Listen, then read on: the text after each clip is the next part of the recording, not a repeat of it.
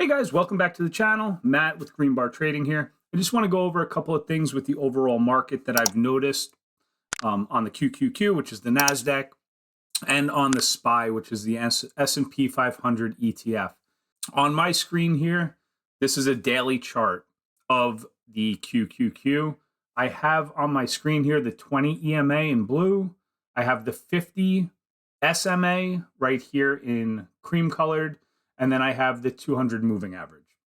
These are really, really key indicators to have on your daily chart, along with the RSI, Relative Strength Index, which is what I look at when something is overbought or oversold. It's very clear. And then the volume profile, which is super, super important. We'll go over that in a second.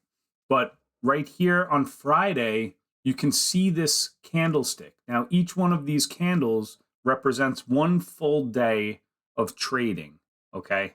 This happens to be what we're looking at now, which is the QQQ, NASDAQ ETF. And you can see here, on Friday, this candlestick is a bullish hammer candlestick.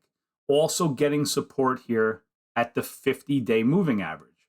These are very critical levels of support for a market to hold up on. And you can see on Friday, that's exactly what happened on heavy volume, okay? It held its 50-day moving average. It's got a great setup here with this bullish hammer candle going forward. And if we take a look here, I had just Googled this just to show you guys what a bullish hammer looks like right here. So the hammer is a bullish reversal candlestick pattern that forms at the conclusion of a downtrend. It features a small body at the top with a long lower wick. That's exactly what we have here on Friday. All right. After a nice pullback, now you get a reversal candle.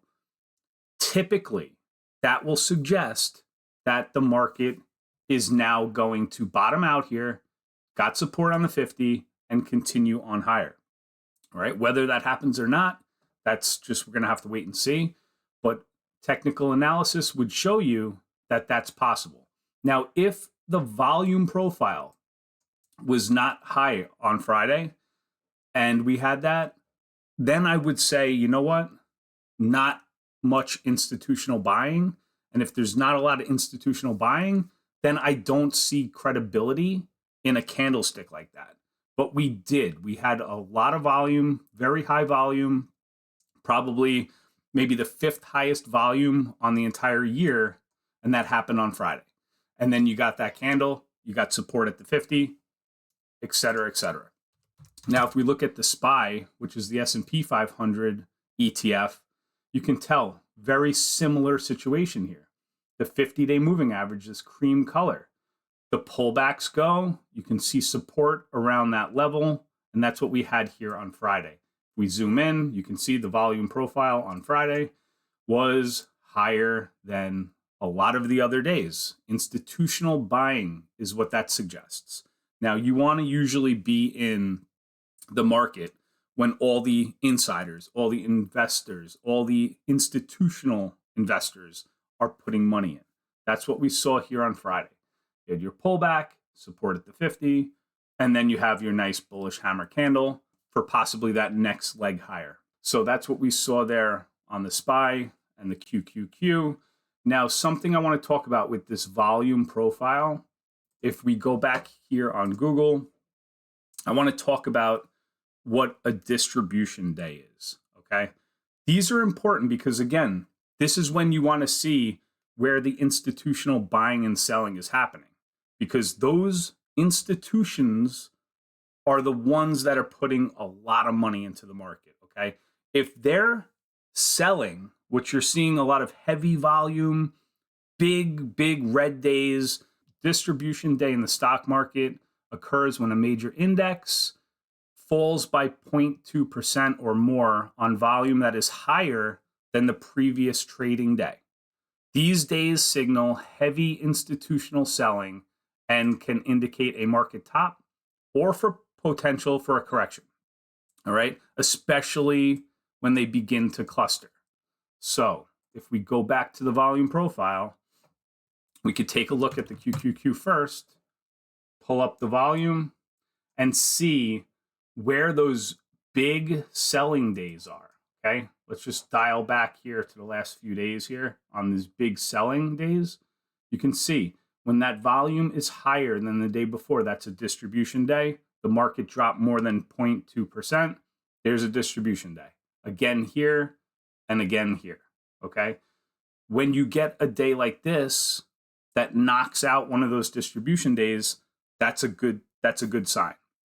All right. So you want to keep an eye on that. We could take a look at the SPY as well. This one has a lot of distribution days right here. You can see here, all clustered together.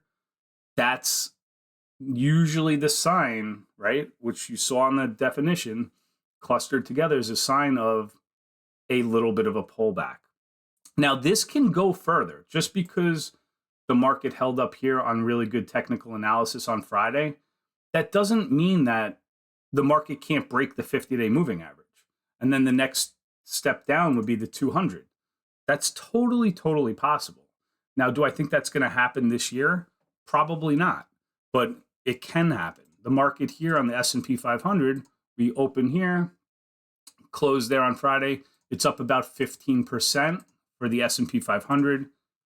The QQQ is up, I think, roughly 20%. There you go, 19%, a little bit more than that. All right. Really good year, right, for the stock market. Those are good gains. Now, something that I noticed, and I'm sure that if you guys are watching this, you may have also seen this, the Mag 7, right? That's Magnificent 7. Those stocks in the tech that are really carrying a big weight of the average of the QQQ and the S&P 500. It's NVIDIA, it's Alphabet, Tesla, it's Meta, Amazon, Microsoft, and Apple. I took a look at those stocks, right? Again, the QQQ, which is the NASDAQ, is up almost 20% for the year. A lot of these companies, like Apple, right? They're lagging the overall market. Up 8% for Apple on the year, right? If we take a look at, let's see, Meta, what was Meta at? Meta opened the year here. Meta's up almost 6% on the year. They're really lagging the market. Google opened up here on they closed 2024 here. We're basically at 7% on Tesla. Okay, so these are really, really outside of NVIDIA, which has outperformed because of AI, and I think Google as well. So NVIDIA is up good. You had Google, which is Alphabet, that opened up here. That's been up a lot, all right, from the AI stuff.